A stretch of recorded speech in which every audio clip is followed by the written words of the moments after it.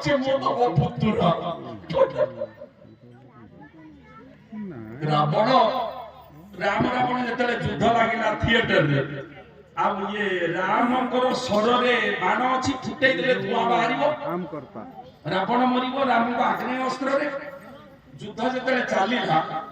ରାବଣର ଦେହ ଟିକେ ଖରାପ ହେଇଗଲା ଯେତେବେଳେ ଗାଁରୁ ଗୋଟେ ଷ୍ଟେଜ ଫିଟିଂ ର ଗୋଟେ ରାବଣ ନେଇଗଲେ କହିଲେ ତୁ ଖାଲି ଟିକେ ଛିଡା ହେଇ ପଡେ କାହିଁକି ହେଇକି କିଛି ତୋର କାମ ଧାମ ନାହିଁ ଖାଲି ହଲଉବୁ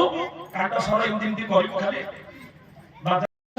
ସେ ଜାଣିବ ଏମିତିକା ଲୋକଙ୍କୁ ଧରିକି ଅଛନ୍ତି ଗୁରୁ ବ୍ରାହ୍ମଣ ସିଏ ଜାତିରେ ମୋଚି